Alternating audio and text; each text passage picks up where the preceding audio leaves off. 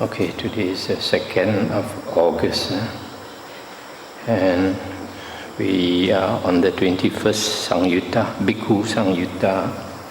Now we come to 21.10. On one occasion, the Blessed One was dwelling at Rajagaha in the bamboo grove, the squirrel sanctuary. On that occasion, a certain monk named Elder was a lone dweller and spoke in praise of dwelling alone. He entered the village for alms alone. He returned alone. He sat alone in private. He undertook walking meditation alone. Then a number of monks approached the Blessed One, paid homage to him, sat down to one side and said to him, "Here, Venerable Sir, there is a certain monk named Elder, who is a lone dweller and who speaks in praise of dwelling alone." Then the Blessed One addressed a certain monk thus, "Come, monk, tell the monk Elder in my name that the teacher calls him." "Yes, Venerable Sir," that monk replied. And he went to the Venerable Elder and told him, "The teacher calls you, friend Elder." "Yes, friend," the Venerable Elder replied. And he approached the Blessed One, paid homage to him, and sat down to one side. The Blessed One then said to him, "Is it true, Elder, that you are a lone dweller and speak in praise of dwelling alone?"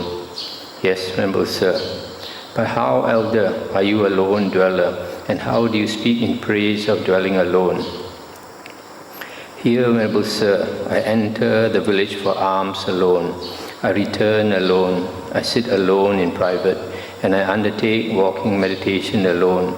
It is in such a way that I am a lone dweller and speak in praise of dwelling alone." And the Buddha said, "That is a way of dwelling alone, Elder. I do not deny this. But as to how dwelling alone is fulfilled in detail, listen to that and attend closely, I will speak." "Yes, Venerable Sir." "And how, Elder, is dwelling alone fulfilled in detail?" "Here, Elder, what lies in the past has been abandoned. What lies in the future has been relinquished, and desire and lust for present forms of individual existence has been thoroughly removed. It is in such a way, Elder, that dwelling alone is fulfilled in detail." This is what the Blessed One said. Having said this, the Fortunate One, the teacher, further said this: "The Wise One, all conqueror, all knower, among all things unsullied, with all cast off, liberated in the destruction of craving, I call that person one who dwells alone." That's the end of the sutta.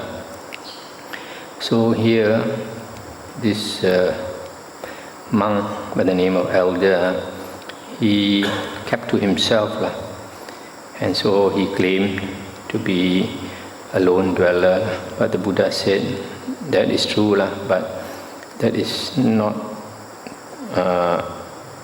fulfilled in detail.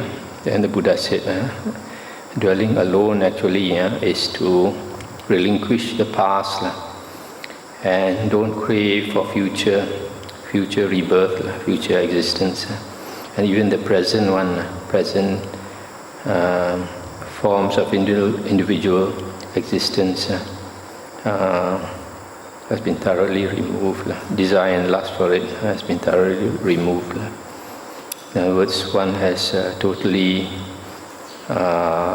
let go all desire for existence. Then there's nothing to occupy the mind. Then the Buddha says that is dwelling alone.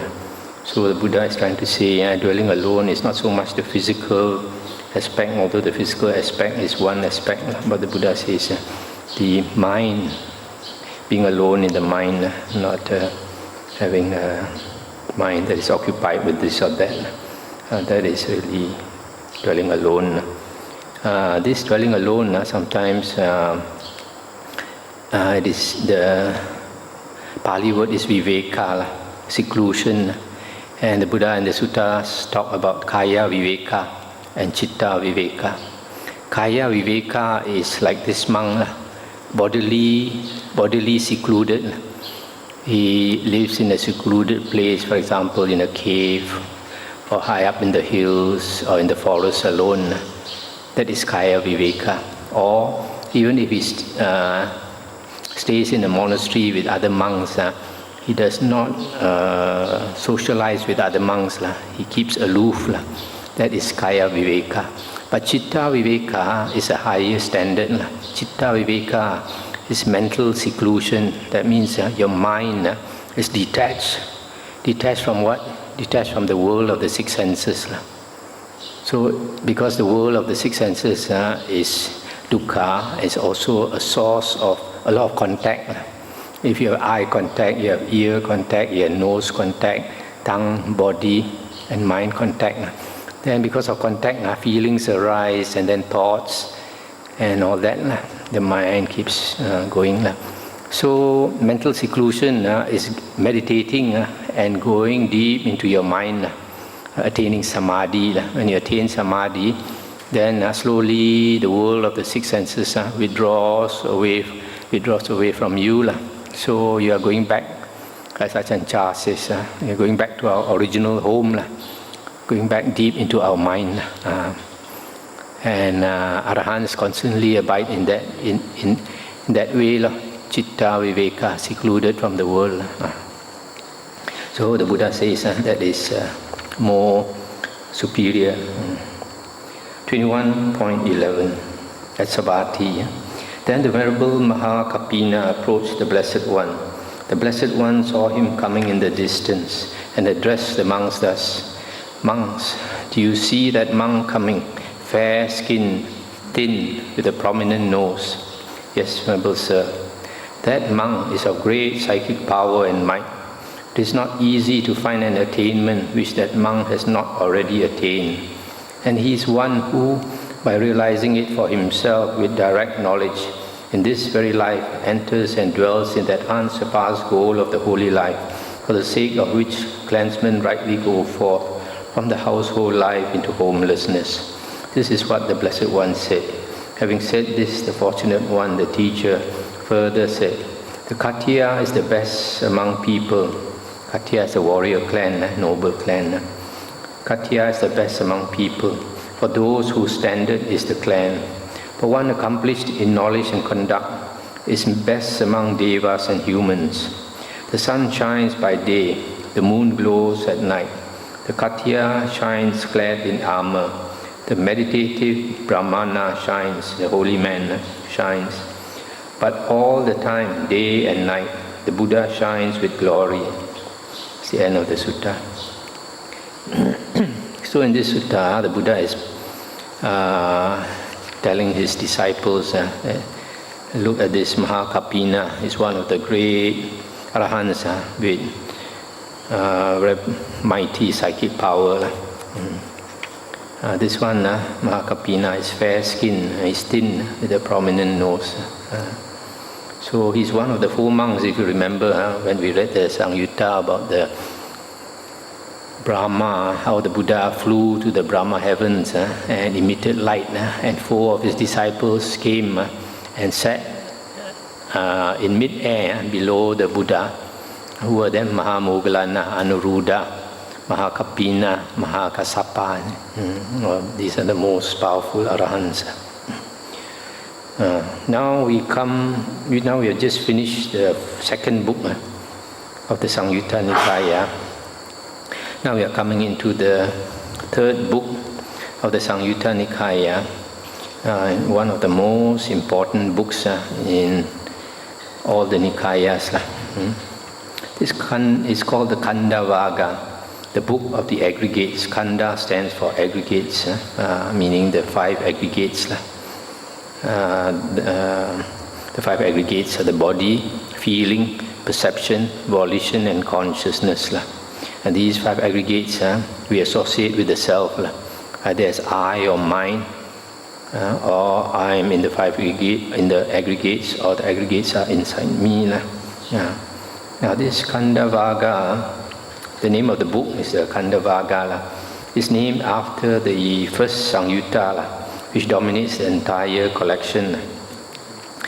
The Vaga contains, this book, 13 Samyuttas, but none of the minor ones even approaches the length of the Khandha Samyutta, the first Samyutta is the Khandha Samyutta, occupies in the Pali text 188 pages out of the total 278 pages of the book, which means 2/3 of this book is taken up by one Samyutta itself, the Khandha Vagga. This is, and then not only that, there are 3 other Samyuttas inside this book, which also have to do with the 5 aggregates.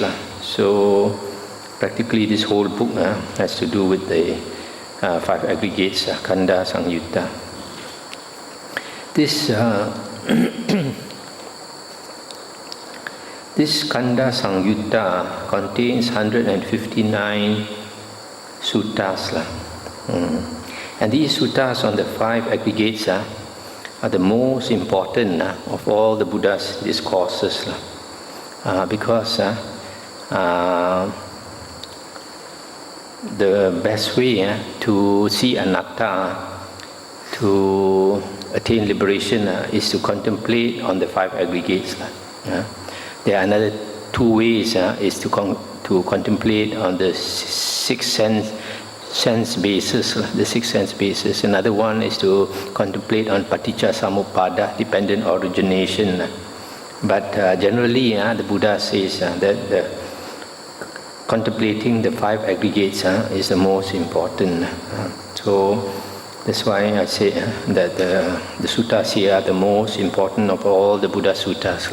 And inside this Khandha Samyutta, the first Samyutta, we find the Anatta Lakkhana Sutta. Anatta Lakkhana Sutta was spoken by the Buddha to his 5, the earliest 5 disciples. And when he spoke this sutta, Anatta Lakkhana Sutta, about the non-self characteristic of the 5 khandhas, then all of them attain liberation. So you see that's how important it is. And if we understand the 5 aggregates, we will at least, even if we don't become arahant, so I become a stream enterer. These 5 aggregates are called pancha khandha. Pancha meaning 5, khandha is the aggregates. And generally, we also refer to them as the pancha upadana khandha. Pancha is 5, upadana is clinging or grasping or attachment, and khandha is aggregates.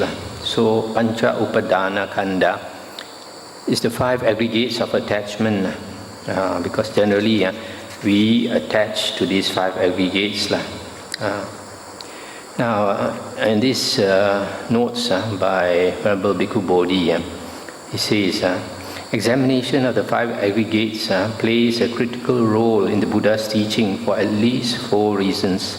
First, because the 5 aggregates are the ultimate referent of the first noble truth, the noble truth of suffering. And since all 4 truths revolve around suffering, understanding the aggregates is essential for understanding the 4 noble truths as a whole. You must remember, when in the suttas, it is mentioned, when the Buddha attained enlightenment, he contemplated on the 4 noble truths and attained enlightenment. Okay?